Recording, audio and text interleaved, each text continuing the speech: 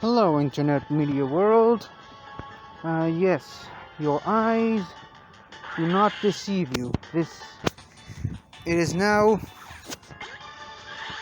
40 minutes past 10 p.m., 10 at night. The day is almost over, officially, and I haven't done any recording at all today. And look at that, I hatched a 10-kilometer egg. What a great way to start the episode. And it's a clang.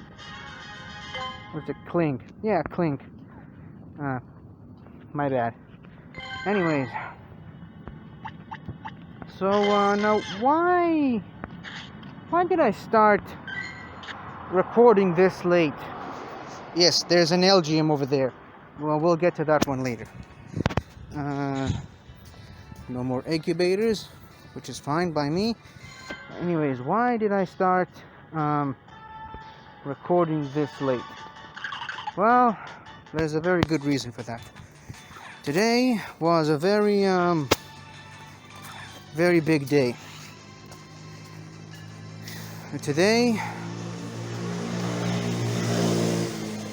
Sandy passed away. My beloved dog Sandy, that I've had for 16 years and a half, which is the better part of my life, actually. I've actually spent more of my life with Sandy than without her, so just to put it into perspective, it's more than half my life. And yeah, today was her final day on this earth. Alive, in any case. She, well, she's been feeling bad for a while now, and it was pretty noticeable in some of my videos where she just choked and coughed and had trouble breathing. We took her to the vet a couple of times, and the vet gave us some pills and medication to give her, and believe it or not, the medication actually helped a lot. A week ago she was fine. I mean, she was no longer choking, she didn't have any trouble breathing anymore. She was even happy. She was waving her tail and everything. And then on Friday or something like that, maybe it was even on Thursday, there's no way of knowing, but this weekend she apparently had a stroke. We didn't even know about it. We didn't even know how to recognize the symptoms. But it happened, and she was feeling terrible all weekend. She wasn't eating. She was barely drinking. She was barely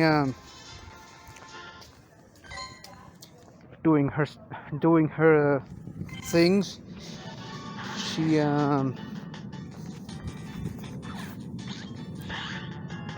refused to eat. At one point I even took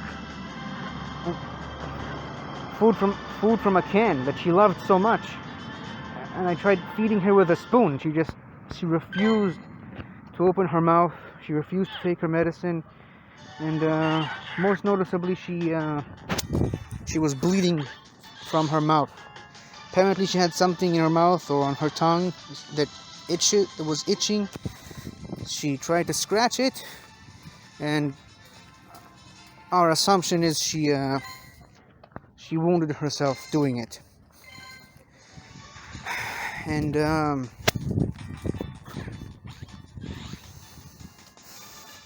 she was shaking. She was flopping like a fish out of water most of the time. At first we thought she was just cold, so I tried to put a blanket on her. I turned off the air conditioner. I did everything I could to make her feel more comfortable, but it didn't help. So earlier today we took her to the vet, and her temperature was below, was well below the recommended temperature for a dog her size and age. So he must have determined that she had a stroke, and he did tell us that there is a way to fight that, but at her age there's very little chance of survival. So we decided then and there to end her suffering and put her to sleep permanently. So then we did that. We then drove all the way back to my parents' house outside the city, and we buried her body in the garden, in my mom's garden. It's sad, and we all cried, but at least she's in a better place right now, where she can't experience the pain that she's been having for the last couple of weeks, maybe even months. And that's the end of that. Figured, in honor of my fallen Sendy, I would do my best with Metagross today. As you can see, he has a present for me. Let's see what it is. How thoughtful. He gave me some pineapple berries. I'm going to pet it now. Tell him he was a good boy.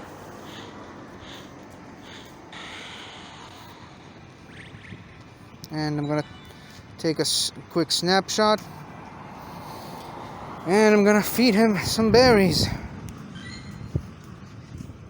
Today, I believe if I keep doing this, I'm going to get best buddy status with Metagross, which is something that I've been aiming for a while now. Why is none of it working? Okay. Let's try to feed it. There we go, another heart. Let's see if Metagross is satisfied enough. If not, there's plenty more we can do together.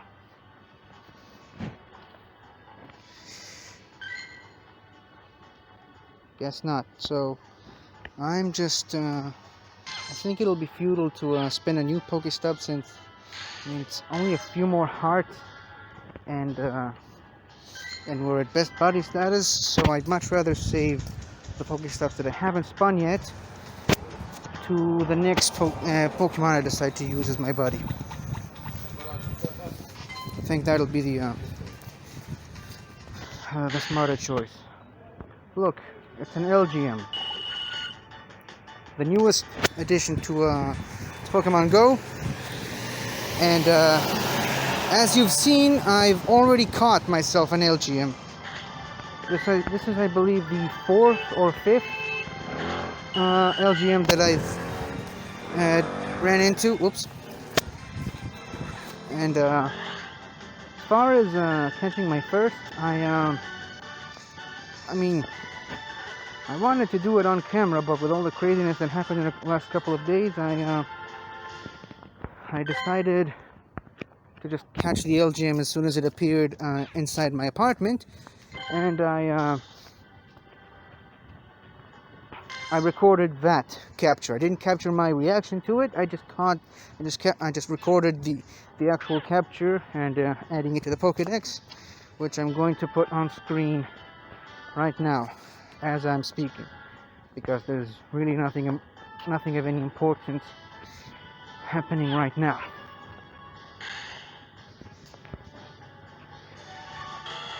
Anyways, so yeah, I'm fine, in case you're wondering. Sandy, as I've mentioned, she's been a huge huge part of my life for a very long time, and all I can do now is just not think too much of her last couple of months on this earth that let's just say weren't the most enjoyable, and just try to appreciate the wonderful, wonderful life that she had. She had a life that most dogs would kill to have, honestly. We've made sure, me and my mom and my stepdad, we made sure that every day of her life was filled with happiness and joy. And she gave us happiness and joy in return. And that's all we could ever ask for.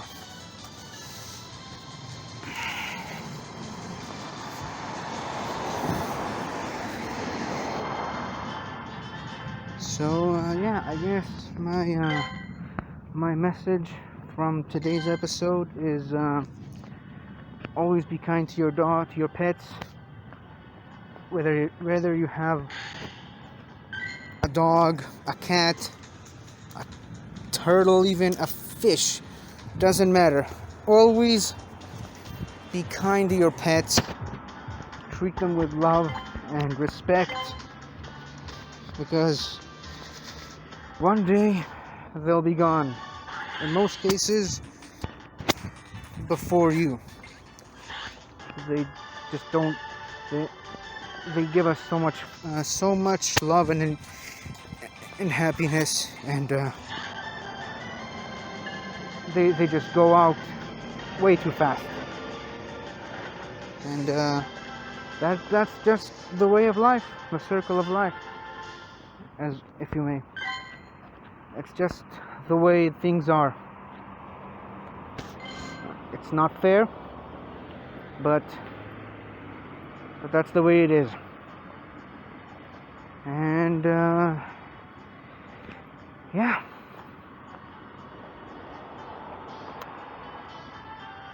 that's all I have to say about that at the moment. Now, as far as how is this going to affect these videos, I'm not sure yet. I don't know, and I don't want to make any promises to anyone. I'm not going to say that these episodes are going to go completely unchanged. I don't want to say that there'll be a significant change to these episodes. Right now, I want these episodes to just be about Pokemon, because I love Pokemon, because Pokemon are basically like pets that, granted, you pets that can pretty much destroy the world and are primarily used to battle other pets, but one of the main pillars of Pokemon, one of the many things that game developers and the showrunners of the anime and the creators of Pokemon in general, one of the many things that is very important to the people who run Pokemon is the special bond of friendship and love and trust and loyalty that exists between a trainer and his Pokemon, similar to a pet owner and his pet. And I'm sorry. And that's what I want to focus on. Not what I've lost, but what I still have. And although Sandy might not be with me anymore, I can still take comfort a little bit in the fact that Pokemon in its various forms, whether it be this game, Pokemon Go, whether it be Sword and Shield, whether it be whatever other Pokemon game that will come out sometime in the future, I can always rejoice knowing that I have some way to keep Sandy always on my mind, and remember the good times, and pretend that, I don't know, the next starter Pokemon I choose in the next Pokemon game, or any of the Pokemon that I have now in Sword or Shield, I can always set up a Pokemon camp and play with them and feed them and talk to them, similar to how I always used to have Sandy with me, and she always provided me with comfort. Well, now, even though I won't have the physical touch of being able to pet Sandy's fur, kiss her tiny little head, and tell her how much I love her, I'm always going to have a Pokemon with me and pretend that Pokemon loves me as much as I loved Sandy for the majority of my life. And that's the win. I choose to keep on going. So, as you can tell, today has been very hard for me. It's been very hard for all the members of my family. We all loved Sandy. We all have so much fond memories, and we were all devastated when she had to go. But at the end of the day, we all know that it was what's best for her, and letting her stay alive in the condition that she was, where she could barely even keep herself standing upright. She was falling and knocking her head on the floor when she fell. She was bleeding out of her mouth, and earlier today she was crying from all the pain that she was suffering from whatever it is happening inside her mouth. It was better to just let her go gently, to just sleep forever, buried in my mother's garden, than to let her go another day, another hour, another second, feeling the way that she did. So, I still would have preferred that she not go this way. I would have much rather for it to be much more peaceful and painless, that she could just one day or night, I don't know, that she could just go to sleep one day and not wake up, and it'll be completely painless, and she wouldn't feel a thing. She wouldn't have to have pain in her final moments. She wouldn't have this huge wound on her tongue. She wouldn't be bleeding out of her mouth. And most importantly, I hoped that on her final day I wouldn't have to hear her cry the way that she did earlier today. But that's not the case, and we never get to choose how these things happen. They just happen without our knowing. I mean, like I said, a week ago she was perfectly fine, and this whole stroke business just caught us all by surprise. But again, I won't harp on this point too much. All I'm going to say is that I'm happy that I was able to provide a warm and loving home for her entire life, and she lived a very good life. Any other dog would have been happy to trade places with her any day of the week. And that's the end of the matter.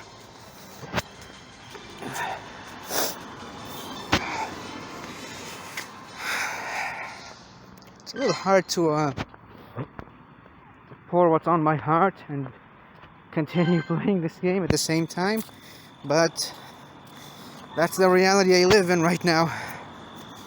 I always gotta save face and make a smile and make sure everyone sees my happy side and not my other side. That's one of the disadvantages of having a YouTube channel. That you can't always lower your shields and let people know how you really feel. But I don't want to do that. Definitely not today. I'm hurting, and anyone at all who is a fan of me for whatever reason, anyone who's following my channel for whatever reason you may have, I want you to see me as I really am. And today is a sad day for me, but I'll get over it. It might take me a few months, honestly. I might go away.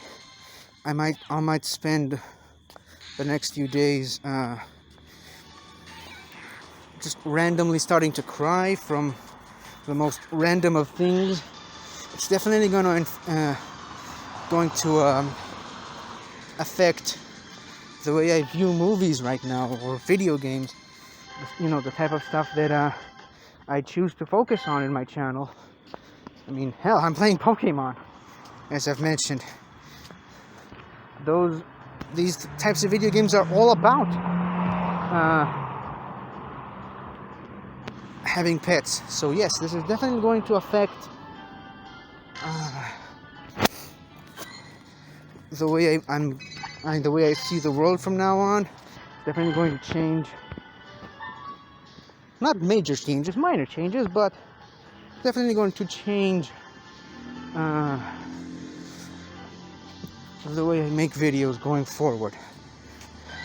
What is the deal with this Metagross? It clearly doesn't want to be best friends with me. I'm going to challenge this gym and use Metagross in the battle. Maybe that'll give me an edge. I don't even know which Pokemon are in this gym, but I gotta give it a try. If for no other reason than just to have Metagross in the battle, so that I can gain. This is actually the worst types of Pokemon, the worst ever gym to have a Metagross in, but I'll try to overlook that. In any case, I think my Metagross needs to be healed. Or revived, sorry. Max revive it. I'm pretty sure I'm going to need these two as well. So, here we go. Just change the lineup.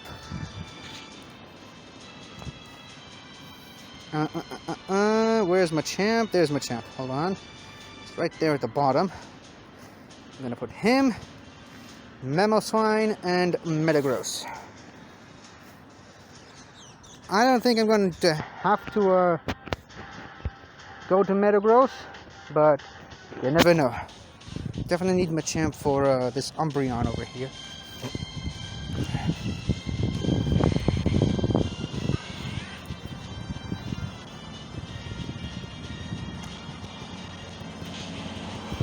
Okay, this Umbreon clearly has been very well trained. But let's just Dynamic Punch it anyway, and move on to the next one.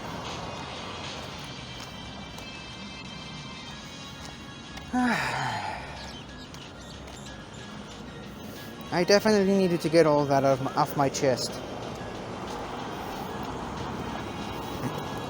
And yeah,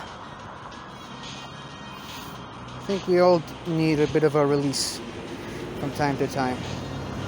That's one of the reasons why I'm still making these videos in the first place, as a way to open up my heart and pour it all over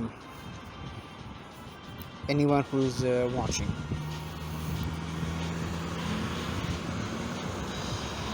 Well, that Arcanine's huge.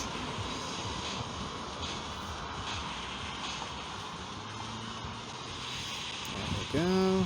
Finish that. Well, this Dragonite's going to be the toughest one yet, but it doesn't really matter.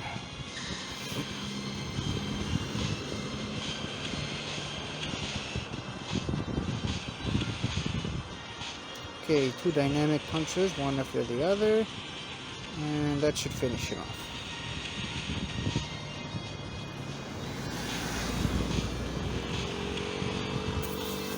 And there we go. We've survived one round in this gym. Let's check out Metagross. Metagross should be feeling happier right now. Yes, as you can see. I'm gonna go in this direction. By the way, there have been a lot of Beldums recently, and which means I may not have to wait, what was that? Oh, it's a Combi, a female Combi, sorry. I didn't see that. Now, earlier when I decided to put Metagross with me, it was mainly to get to best buddy status, and just to get to see. Oh, here we go, best buddies. Great, now me and Metagross are best buddies, which means I don't have to feed it anymore. I don't have to spin a Pokestop that I haven't spun yet. And yes, it was actually walking and battling in the gym that brought us to this moment. Now look at that nice, cute little ribbon on the side there. That's nice. See, it's a good buddies ribbon. And I kind of like that. I would have preferred it if it was more in the middle of his forehead, right above the center of the X. But it's still pretty good. I like it. I have no complaints. Wait, this is where we came from, so this is where we're going. Okay. So now, me and Metagross are best buddies, which means now Metagross has a CP boost, which only gets boosted the more I power it up. And upon checking this with some of the other Pokemon that I have best buddy status with, it still works even if that particular Pokemon isn't your buddy at that particular moment, which is just better for all of us. Better for me and Metagross, that is. Now, a couple of more things I wanted to go over. As soon as I catch this annoying Jigglypuff, who decides to float in the middle of my speaking.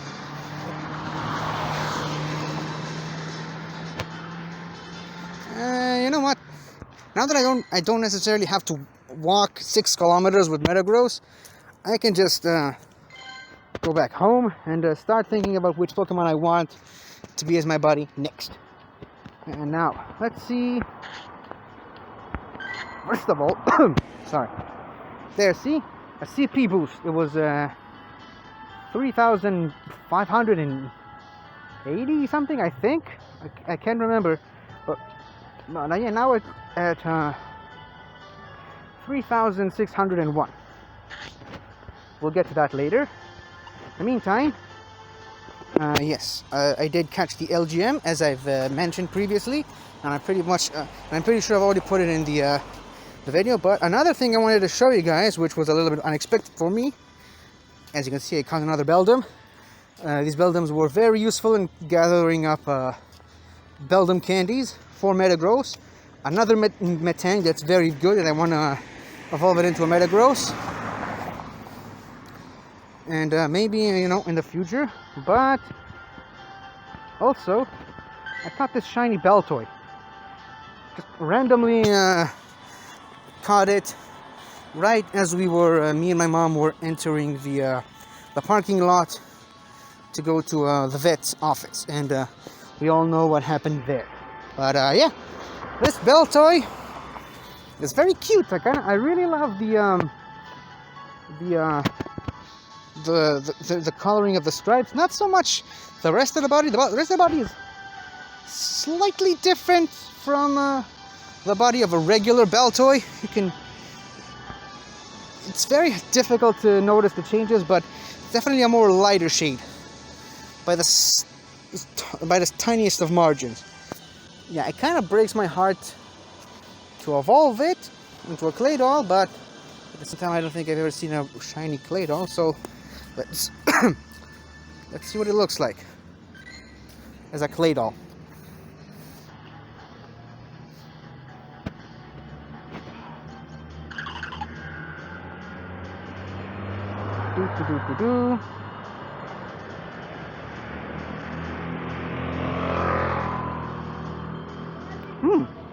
It actually looks really nice. Now, obviously, for those of you who are unfamiliar with how shinies work, in generations 2 to 5, because you couldn't very well see shinies in generation 1, but they were there, they did exist. But I mean, shinies were widely introduced in generation 2, because that was when you first had the option to see Pokemon in their natural colors, for the most part. Because prior to generation 2 coming out, the only way you could actually know what the actual color of the Pokemon is either through the promotional material, but primarily the anime. So every Pokemon from generation 1 to 5, the shiny color was random.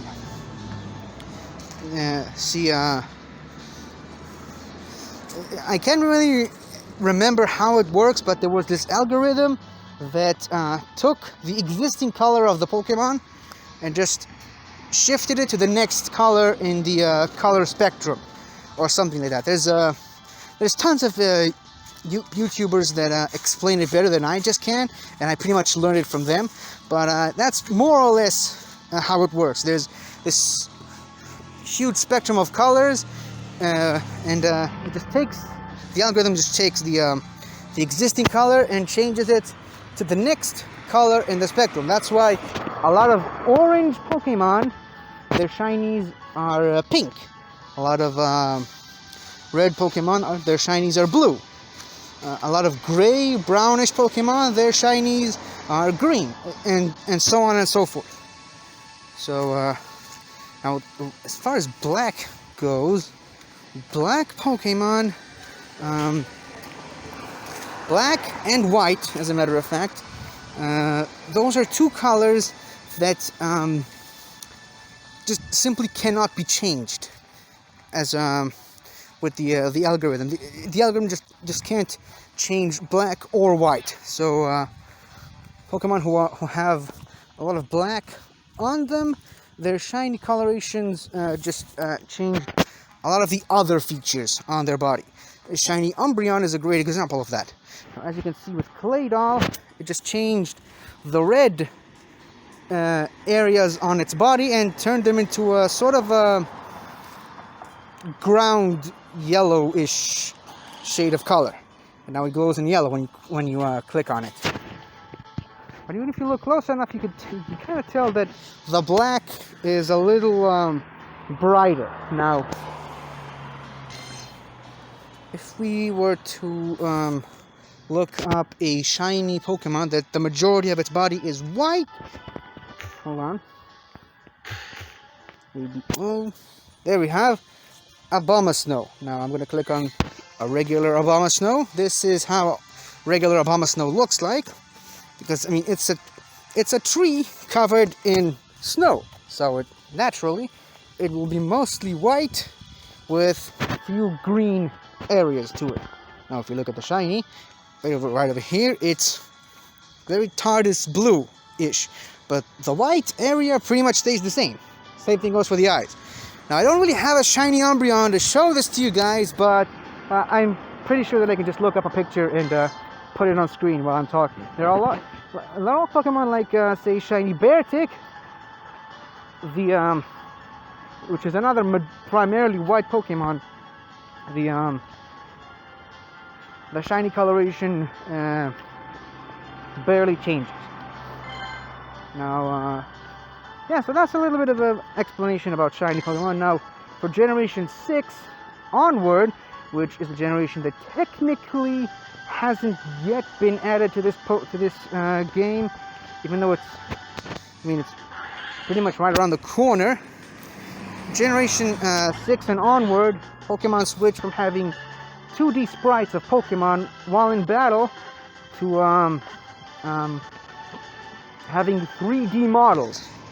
Because they were now on a 3D console, the Nintendo 3DS, and right now the Nintendo Switch, and with 3D models, it was a little harder to make just do the same algorithm, change the color from the current color to the next color in the spectrum. So every Pokemon from Generation 6 and onward, their shiny coloration was chosen by the game developer. Now, of course, there are a few exceptions. There are a few exceptions. For example, Gyarados. It's actually, now that I think about it, I'm not 100% sure on that, but Gyarados, as you can see here, it's red because the reason why it's red is because it's mostly story related, because there was a red Gyarados in the Lake of Rage that was kind of experimented on by Team Rocket at the time, and since pretty much all of the overworld sprites of Pokemon were red at the time, this kind of meant that the Gyarados in Lake Rage had to be red, and that's pretty much where the whole idea of shinies came from. Now, Charizard is a very interesting case because when it was first the shiny was first introduced back in Generation 2, it was purple with green wings, and I believe the eyes haven't changed at all. Then in Generation 3, I believe they changed it to more of a very, very dark gray, but I think from Generation 4 and beyond, Charizard has had the same shiny color that it has today, which is red all over, not red, black all over its body. Its wings are blood red, and its eyes are also blood red as well. And the reason why that's one of the very few cases of Pokemon that needed to have their that just had their shiny coloration changed by the game developers, mostly for emotional reasons in the case of Charizard. But the reason why I'm talking so much about Charizard is because not only Charizard is my favorite Pokemon of all time, it's also the first ever shiny that I ever caught back in Let's Go Pikachu. So yeah, I kind of had to plug that. Now, as you can see here with this shiny Alolan Marowak, Marowak is a Gen 1 Pokemon, but Alolan Marowak was introduced in Generation 7 as a regional form, which is why this Pokemon's shiny coloration was chosen by the game developers. Now, usually they choose the shiny for very specific reasons. Just specifically with the Alolan Marowak, I don't really know much about it enough to explain what that reason is. But if we go back and explore some of the other Pokemon, there are also a few other Pokemon from Gen 7 and 8 that are in the game, primarily regional forms, but I don't think I have any of them. So Alolan Marowak is the only example I have. Oh, how could I have missed that? I do have another Gen 7 Pokemon in the form of Lowland Executor, which is shiny, but I don't think this shiny... I mean, first of all, it looks more like like a palm tree. A lot of plant Pokemon that have green leaves and such, a lot of them, as a result of the algorithm thing, a lot of the green areas became orange, which is kind of symbolic because it kind of helps these tree and plant Pokemon look like they're in an autumn sort of a state. But I don't think the same pretty much applies to a Lowland Executor, because I think this is the exact same coloration of a regular Executor. So I don't think... Yeah, I'm pretty sure that's what Game Freak was going for when they came up with the shiny coloration for a Lowland Executor. Now, if we go... if we happen to look at Meganium... Whoops.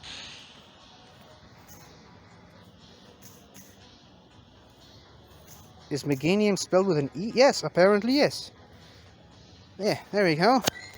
There's a regular Meganium, and there is a shiny Meganium.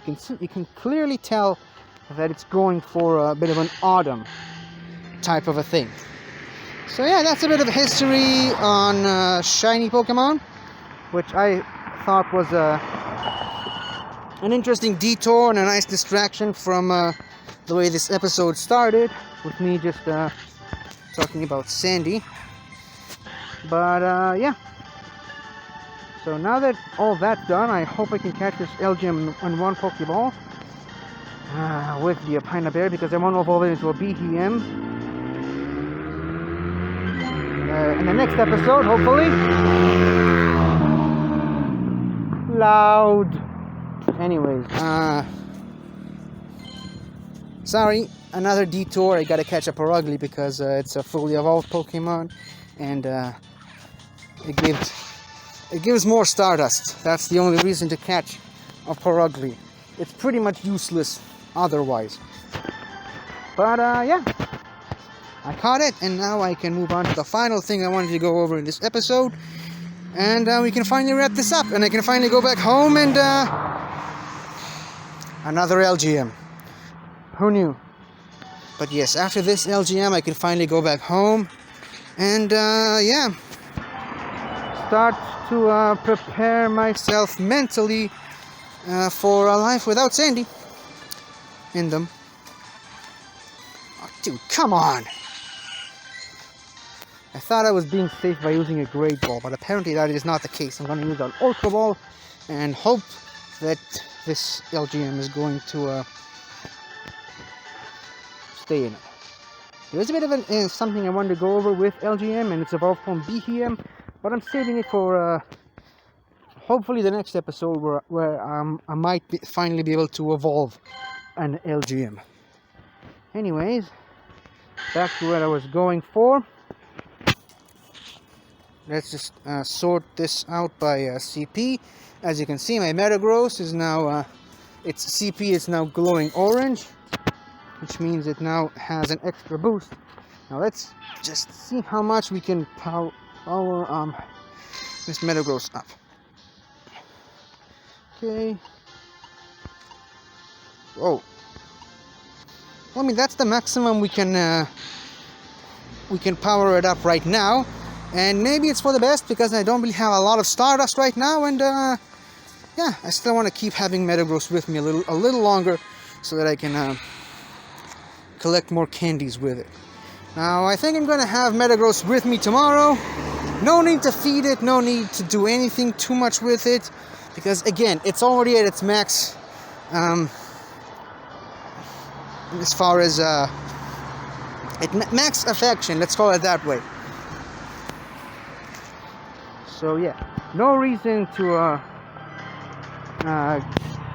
give Metagross any more treats and such. I can finally just focus on collecting candies with it, which should be easier now, considering that it's still Enigma week, which finally came, by the way. Hello.